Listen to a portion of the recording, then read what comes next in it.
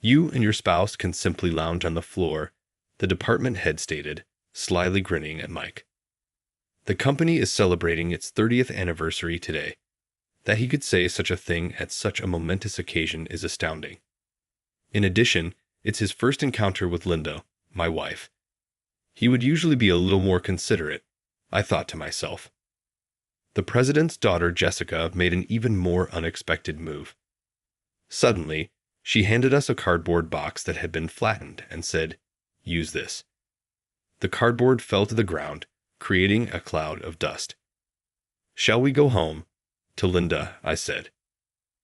"Yes, let's," she said, a little shaky in her voice. We were going to depart the arena when we started to get bruises. Adam is my name. I am 40 years old. Together with my wife, Linda, and our daughter, Anna, who is in middle school, I lead a simple but contented existence. Linda and I first became acquainted in high school and were married at the age of 25. We were merely buddies back then. However, despite a lot of ups and downs, we eventually strengthened our bond and realized we were partners. We've been together for a very long time and are not just married, but also the best of friends. We can talk about anything. Because of this, when we were younger, we frequently got into arguments about things we wanted to communicate to one another.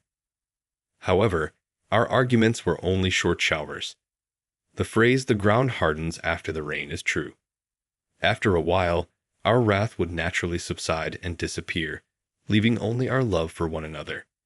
Every time there was a fight, I thought we understood each other better. Our disputes have substantially diminished since Anna moved in. The words "children around" truly resonates with me.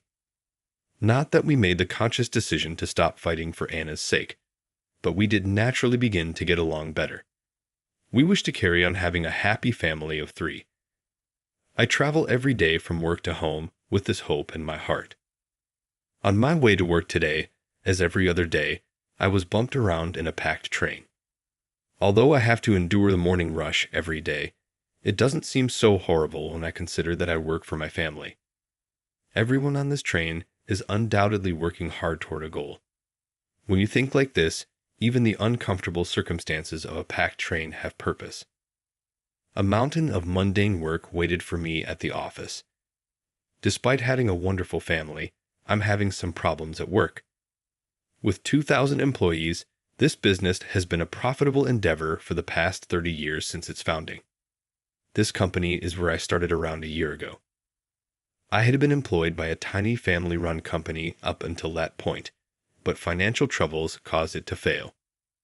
These days, with small firms collapsing one after another as a result of the dire economy, losing your job abruptly is a prayer answered. However, I never imagined that would occur to me. My initial thoughts were of my family when everything happened.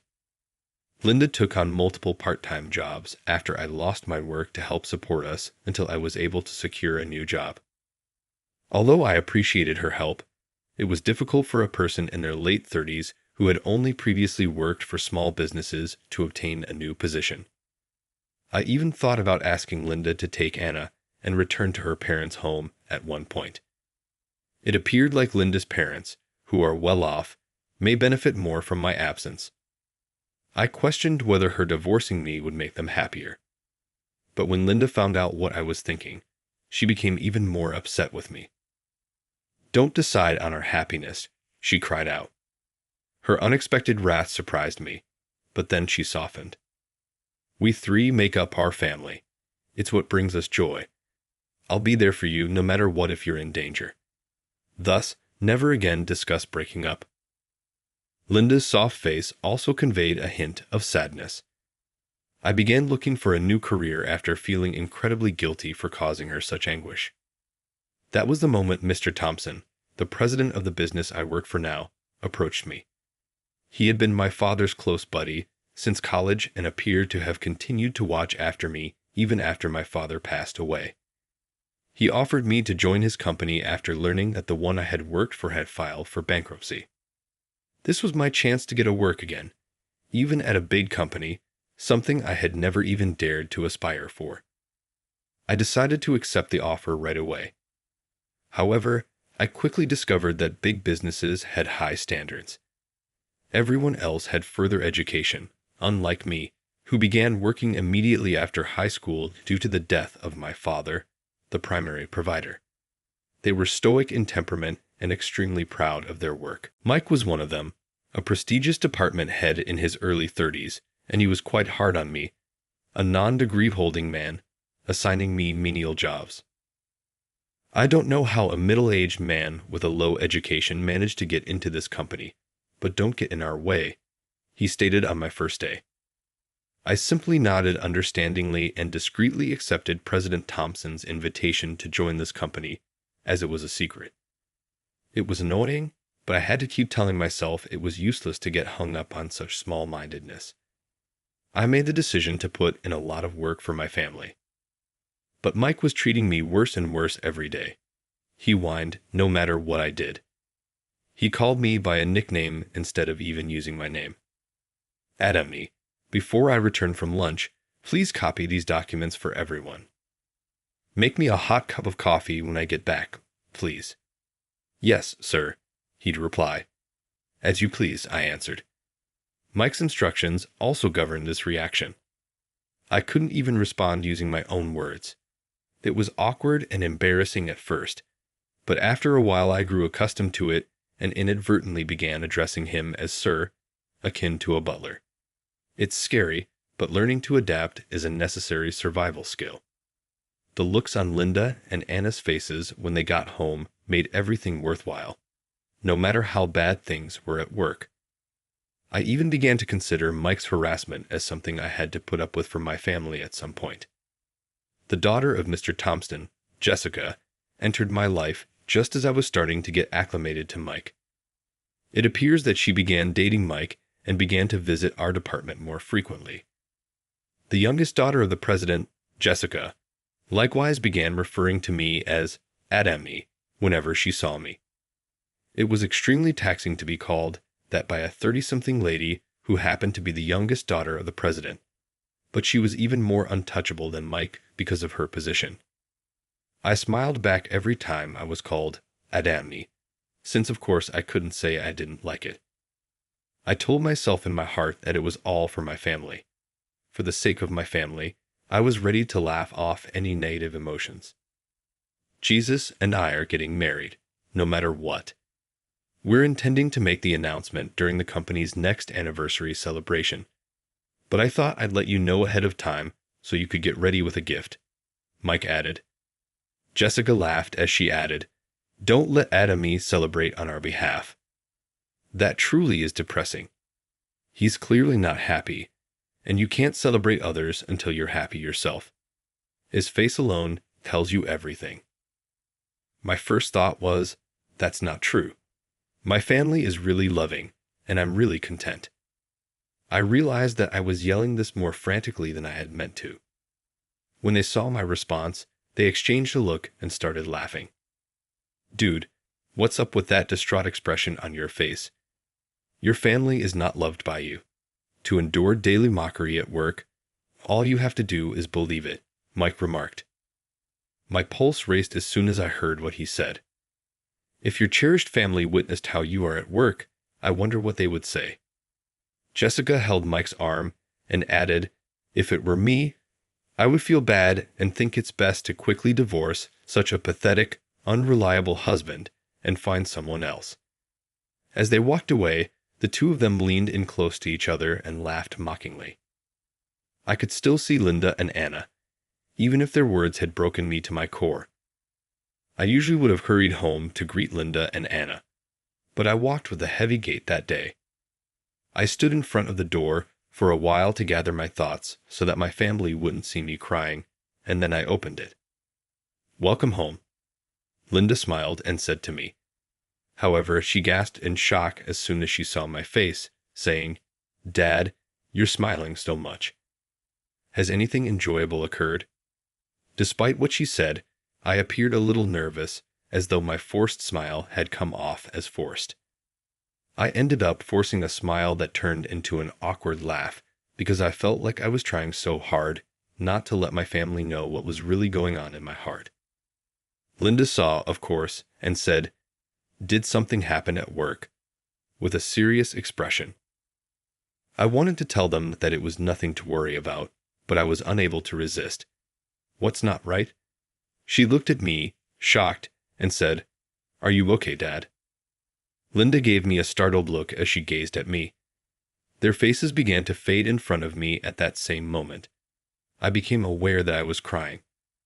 Linda smiled kindly at me. "Could you please tell me what occurred at work? I support you. I'm sure you can trust me." Inspired by her remarks, I confided in Mike and Jessica about what I had been going through. Linda thanked me for sharing while listening in silence. My heart felt lighter after speaking with her, and I could grin sincere once more. "I'm relieved you're back to your typical self," Linda remarked, observing Anna's content expression. "I apologize for making you worry." "You're not required to apologize. It's okay to worry. It demonstrates that the person is making an effort, but please don't go overboard. You also need to take it easy," she suggested. Her statement shocked me. Since when had she grown up so much? My wife and kid helped me realize what was going on, so the following day I returned to work with a clear head. "Hey Adamni, fetch the garbage. The trash can is overflowing." Being a recent high school graduate with an odd profession, you might not give a damn, but I'm too busy getting ready for the anniversary celebration. "Please don't disturb me," Mike growled. I smiled back and said, "You get it, Mike. However, Adam, not Adami, is my name." Mike stared at me briefly before leaving the office without saying anything more. He was probably too busy getting ready for the party to dispute.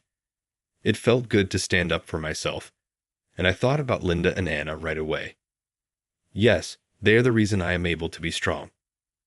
I made the decision to no longer put myself at risk for my family. What really helps my family is me doing my job effectively and keeping my pride intact. The anniversary celebration wasn't irrelevant to me. Mr. Thompson himself extended the invitation to me. He also extended an invitation to Linda. I consider Adam to be a son.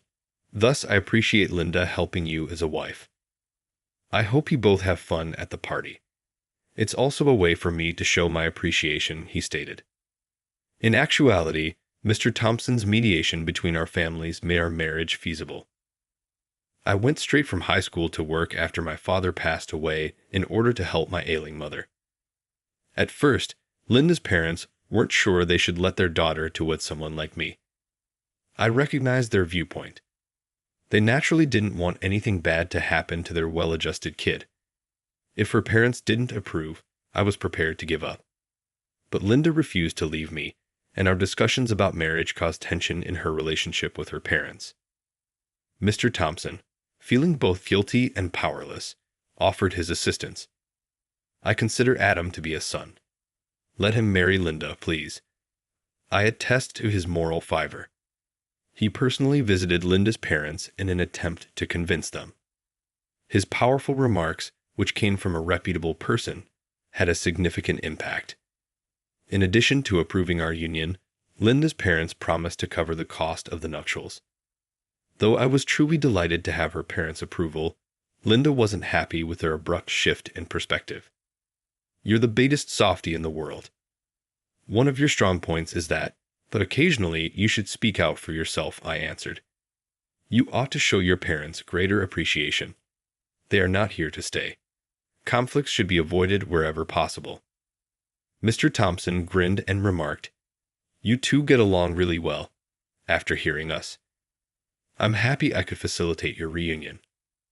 We exchanged a few awkward glances with one another. I recall that particular instance. We sincerely owe Mr. Thompson a great deal. The company's 30th anniversary party was set for the next day. We left Anna with Linda's parents and made our way to the venue, keeping in mind that she is still a middle school student. It had been a long time since our last solo outing. When Linda first arrived at the party location, she appeared a little uneasy due to the joyous occasion. She does, however, come from a decent family, so this wasn't her first experience in such an environment. I had other thoughts and was more concerned with feeling uncomfortable there myself. As anticipated, Mike and Jessica noticed us at the location and changed their demeanor as they approached us. What is this person doing here? A recent high school graduate hired halfway through his career? Is the HR department at blame for this in any way? There has to be some sort of mistake. It's just not realistic. There might not even be a seat set out for you, Jessica scoffed meanly.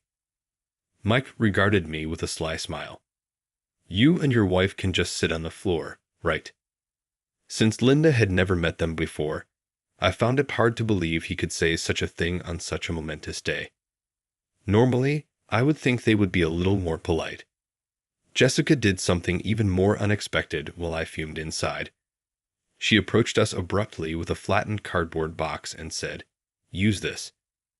I started coughing as soon as the cardboard touched the ground and began to kick up dust. Jessica scoffed at me while pointing.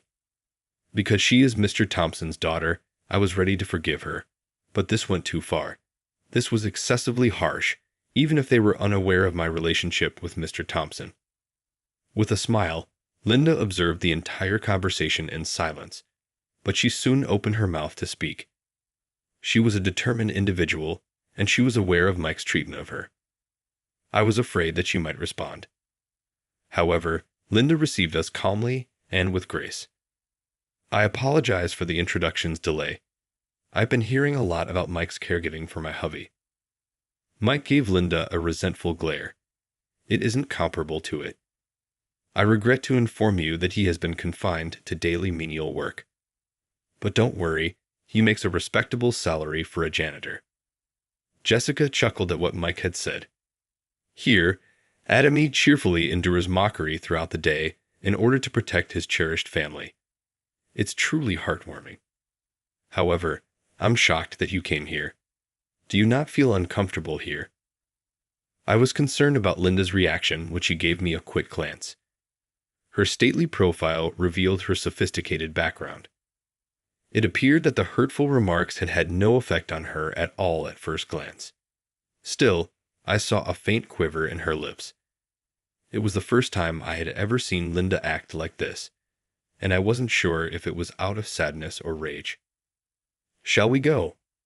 I asked, instinctively putting my hand on her back.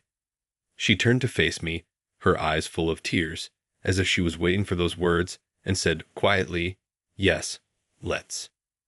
She must have been suppressing her emotions, not wanting to make a big deal out of it, certainly not for me.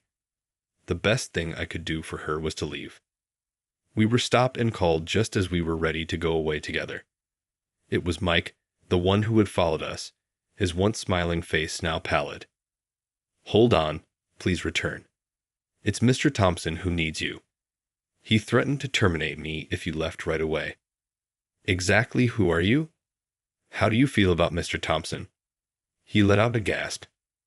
"It appears you finally realize the gravity of your actions," Linda said Mike right away. "Though we've previously spoken with Mr. Thompson about this, we're heading out at this time. You'll lose your job if we do. Adam won't have to endure suffering right then." Linda put her hand on my arm and said, "Let's go," after saying that. She gave off the impression of being eager to get out of here. I just gave her a simple nod of approval, responding, "Yes. No, please hold on. I apologize for all of it. All of that was a farce. I didn't think you would be serious about it." Mike begged. Subsequently, Linda abruptly pivoted with remarkable intensity. Her abrupt action startled me so much that I almost fell. Linda's acerbic voice echoed, "If you really mean to apologize, then don't make excuses." Her expression twisted with rage, as if she was very angry. Her ferocity intimidated even my cluck. I hadn't seen her like this in a very long time. I was powerless to stop Linda from being really angry when her parents opposed our marriage. When Mr. Thompson and Jessica finally showed up, he declared, "What Linda is saying is true. You both ought to give them sincere apologies. Jessica, please apologize. I feel incredibly humiliated as a parent." The mere fact that she was born later in life seems to have caused me to spoil her excessively. Mr. Thompson's intervention appeared to calm Linda down, and her furious face soon vanished. The way Mr. Thompson handled the matter comforted me. Additionally, it appears that you have consistently shown Jan contempt at work. It didn't surface until now since he's a wonderful man, but typically such behavior would get you sued. Mr. Thompson chastised them, saying, "Those who cannot respect the dignity of others have no place in my company." When Mike heard this, he looked defeated. Subsequently, Mike was downgraded to a normal employee, and rumors about his marriage to Jessica reportedly stopped as well. This was a result of Jessica's relocation to a far-off neighborhood where her mother's family lived. As it happened, Mr. Thompson and his wife had split up. It seemed that they had ceased even saying hello to each other at home, and that their relationship had been chilly for a while. When his wife was discovered embezzling business funds with an accountant she was having an affair with, it was the last straw. Mr. Thompson believed he had no alternative but to send her back to her family home for divorce in order for her to accept responsibility and make amends. Mr. Thompson looked at me lonely as he confided, "I could hardly run my own family, despite the grandiose speech I gave in front of you. Your family appears to be truly happy in comparison." He was a wonderful father indeed. I refer to he as my father. My father and Mr. Thompson had promised to work together to create a prosperous future as business partners. One was the son of a political family, while the other was a country farmer's son, and they met at college. They became the best of friends in spite of their disparate upbringings. Mr. Thompson had grown up in a competitive milieu, and my father, with his modest upbringing, was his first real friend. Following graduation, they pledged to launch a company together. My father became ill while he was working for the company to support his family and getting ready to launch his own company. In the end, Dad died, abandoning my mother and me without completing his pledge to Mr. Thompson. He has always felt bad for robbing us of my father. I never had a grudge toward Mr. Thompson, even though he claimed that his manner of atonement was to always try to help me. Even at the end, I knew my father trusted him. On his deathbed, my father expressed remorse that he could not honor his vow to Mr. Thompson. Mr. Thompson's eyes filled with tears as he apologized and said, "I'm truly sorry," when I told him about this. "Apologize not. You've stated it all along. I'm like a son to you. You are also like a father to me. From now on, please trust me," I said. Then Mr. Thompson said, "Thank you," and grinned softly. Maybe since it brought back memories of my father, it felt familiar. The divorce of Mr. Thompson was months ago. I've heard that late-life divorces can be emotionally and physically taxing, despite the fact that his relationship with his wife had been distant for a while. This is a result of his having to assume the responsibilities previously held by the spouse.